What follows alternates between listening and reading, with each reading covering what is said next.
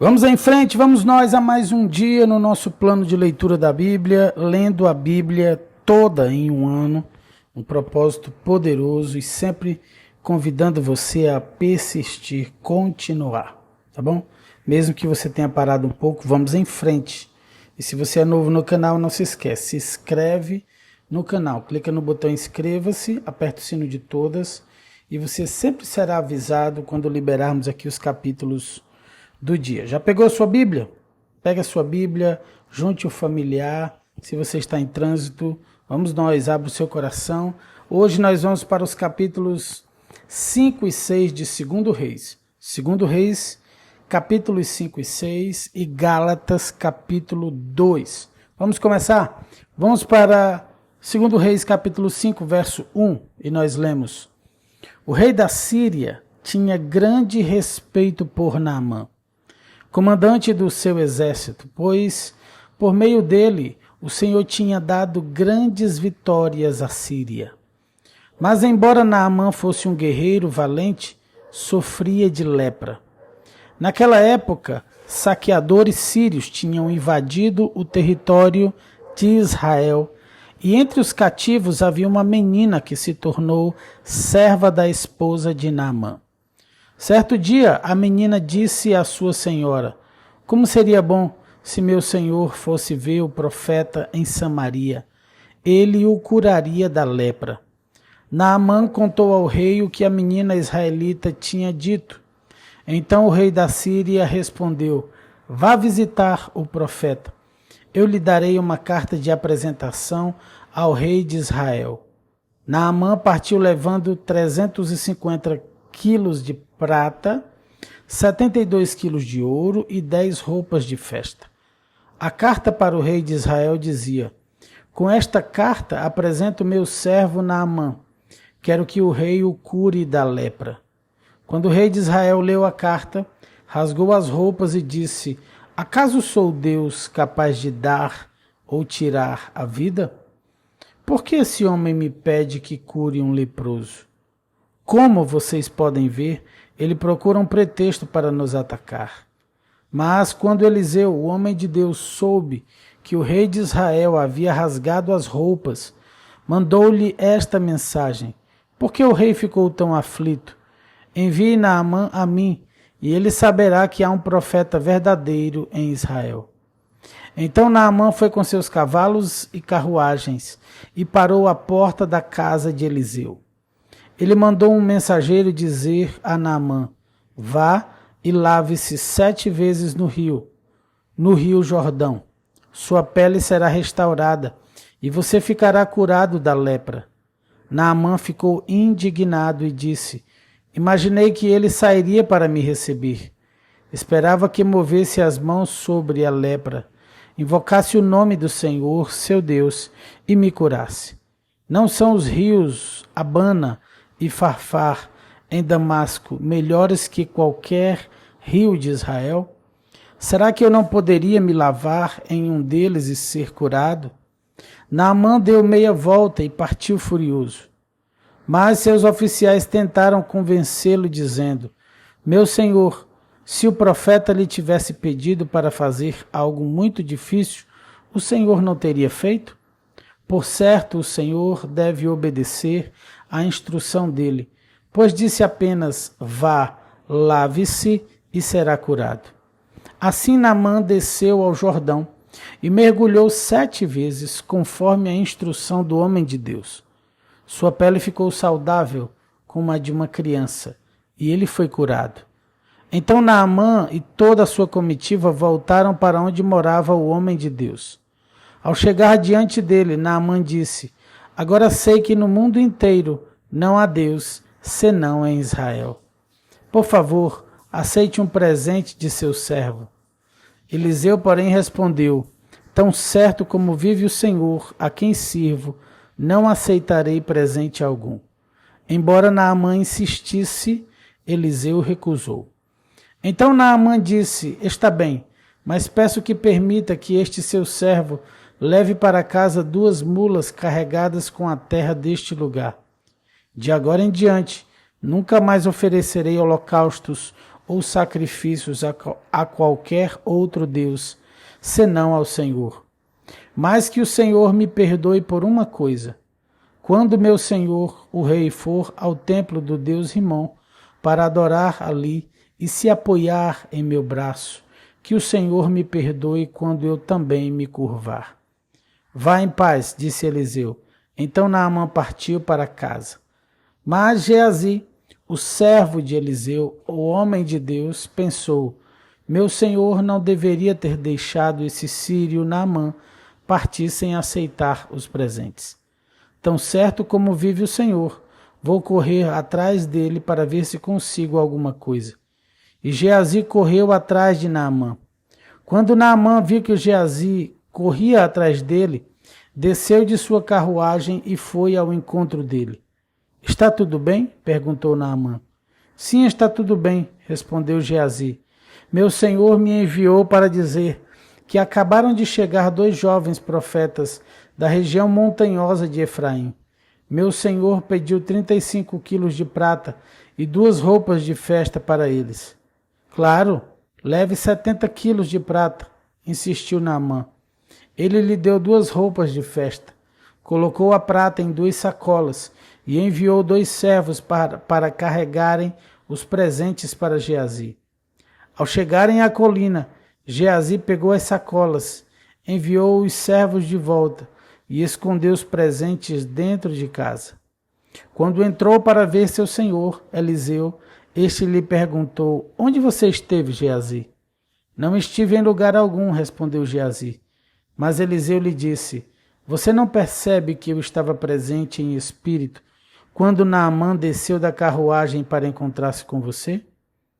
Esta definitivamente não era a ocasião de receber dinheiro e roupas, oliveiras e videiras, ovelhas, gado e servos.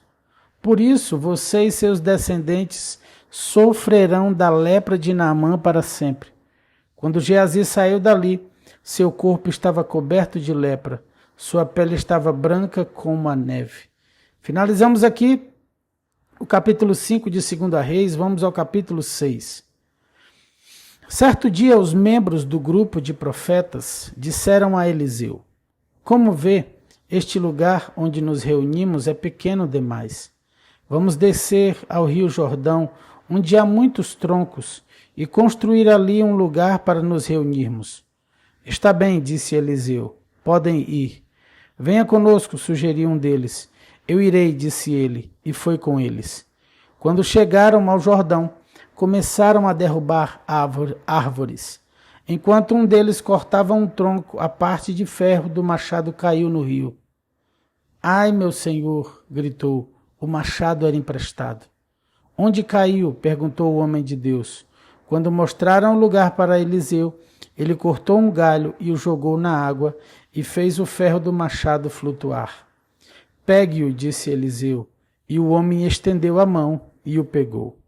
Quando o rei da Síria estava em guerra contra Israel, consultava seus oficiais e dizia: posicionaremos nossas tropas em tal lugar.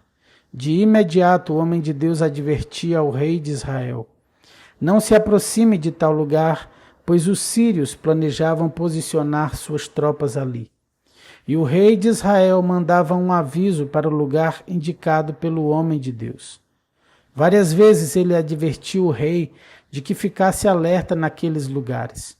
Furioso com essa situação, o rei sírio reuniu seus oficiais e perguntou: qual de vocês anda informando o rei de Israel sobre meus planos? Ó meu senhor, o rei, não somos nós, respondeu um dos oficiais. Eliseu, profeta de Israel, revela ao rei de Israel até as palavras que o Senhor diz em seus aposentos. O rei ordenou: vão e descubram onde ele está, para que eu mande capturá-lo. Então lhe informaram: Eliseu está em Dotã. Assim, certa noite, o rei da Síria mandou um grande exército com muitos carros de guerra e cavalos para cercar a cidade. Na manhã seguinte, o servo do homem de Deus se levantou bem cedo.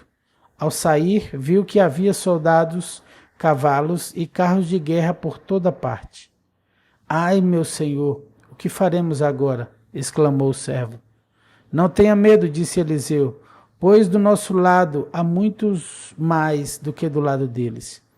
Então Eliseu orou: ó Senhor, abre os olhos dele para que veja. O Senhor abriu os olhos do servo e ele viu as colinas ao redor de Eliseu cheias de cavalos e carruagens de fogo. Quando os sírios avançaram na direção de Eliseu, ele orou: ó Senhor, faze que fiquem cegos. E o Senhor fez que ficassem cegos, conforme Eliseu havia pedido. Então Eliseu saiu e lhes disse: vocês tomaram o caminho errado. Esta não é a cidade certa. Sigam-me, e eu os levarei até o homem que procuram. Então ele os guiou à cidade de Samaria. Assim que entraram em Samaria, Eliseu orou: ó Senhor, abre os olhos deles para que vejam. O Senhor abriu os olhos deles e descobriram que estavam no meio de Samaria. Quando o rei de Israel os viu, perguntou a Eliseu: devo matá-los, meu senhor? Devo matá-los? Claro que não, respondeu Eliseu. Eles não são prisioneiros que você capturou na batalha. Dê-lhes comida e bebida e mande-os de volta para casa para o senhor deles. Então o rei lhes ofereceu um grande banquete e os mandou de volta para casa, para o senhor deles. Depois disso, os invasores sírios não invadiram mais a terra de Israel. Algum tempo depois, porém, Ben-Hadad, rei da Síria, reuniu todo o seu exército e cercou Samaria. Como resultado, houve grande fome na cidade. O cerco durou tanto tempo que uma cabeça de jumento era vendida por 960 gramas de prata, e 1/3 de litro de esterco de pombo por 60 gramas de prata. Um dia, quando o rei de Israel caminhava pelos muros da cidade, uma mulher gritou para ele: ó meu senhor, o rei, por favor, ajude-me. Ele respondeu: se o Senhor não a ajudar, o que poderei fazer? Não tenho alimento na eira, nem vinho na prensa de uvas. Mas depois o rei perguntou: qual é o problema? Ela respondeu: esta mulher me disse: vamos comer o seu filho hoje e amanhã comeremos o meu. Então cozinhamos meu filho e o comemos. No dia seguinte eu disse a ela: mate seu filho para que o comamos, mas ela o havia escondido. Quando o rei ouviu isso, rasgou as roupas, e enquanto ele caminhava pelos muros, o povo viu que, por baixo do manto, ele usava pano de saco junto à pele. Então o rei jurou: que Deus me castigue severamente se eu não separar a cabeça de Eliseu de seus ombros ainda hoje. Eliseu estava sentado em sua casa com as autoridades de Israel, quando o rei mandou um mensageiro até ele. Antes, porém, que o mensageiro chegasse, Eliseu disse às autoridades: o filho do assassino enviou um homem para cortar minha cabeça. Quando o mensageiro chegar, fechem a porta e não o deixem entrar. Logo ouviremos os passos de seu senhor atrás dele. Enquanto Eliseu ainda falava, o mensageiro chegou e comunicou a mensagem do rei: toda essa desgraça vem do Senhor. Por que devo continuar a esperar no Senhor? E aqui nós finalizamos o capítulo 6 de 2 Reis, no Antigo Testamento. Vamos a Gálatas capítulo 2, Novo Testamento. Lemos a partir do verso 1. 14 anos depois voltei a Jerusalém.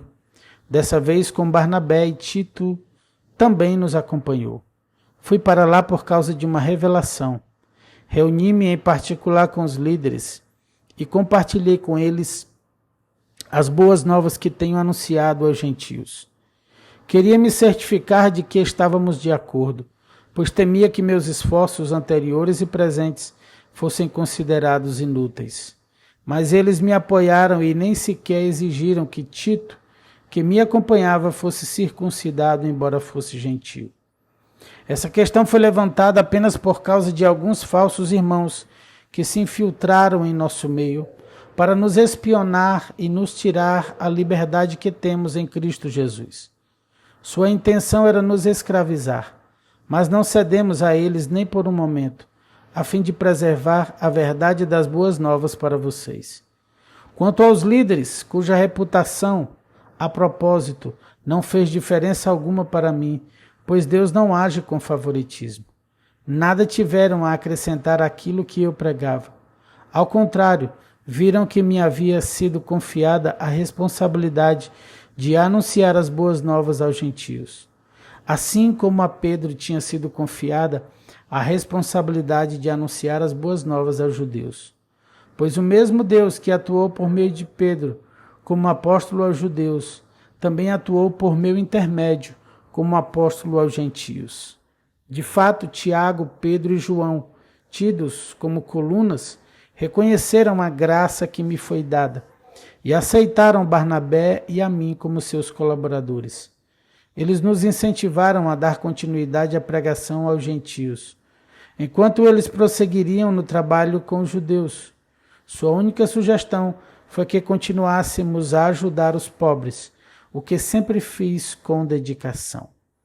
Mas quando Pedro veio a Antioquia, tive de opor-me a ele abertamente, pois o que ele fez foi muito errado.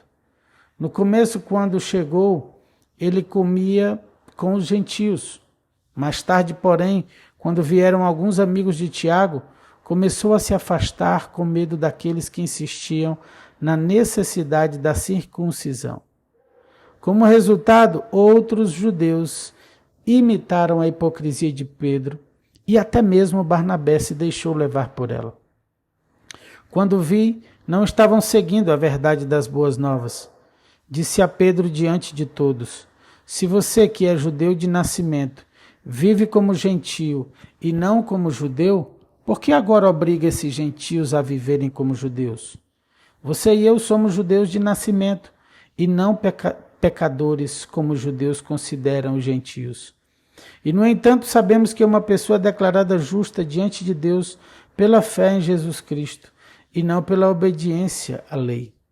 E cremos em Cristo Jesus para que fôssemos declarados justos pela fé em Cristo, e não porque obedecemos à lei, pois ninguém é declarado justo diante de Deus pela obediência à lei. Mas se a busca da justiça por meio de Cristo nos torna culpados de abandonar a lei, isso torna Cristo responsável por nosso pecado. De maneira nenhuma. Se, pois, reconstruo o antigo sistema da lei, que já destruí, então faço de mim mesmo transgressor da lei. Pois quando procurei viver por meio da lei, ela me condenou. Portanto, morri para a lei, a fim de viver para Deus. Fui crucificado com Cristo.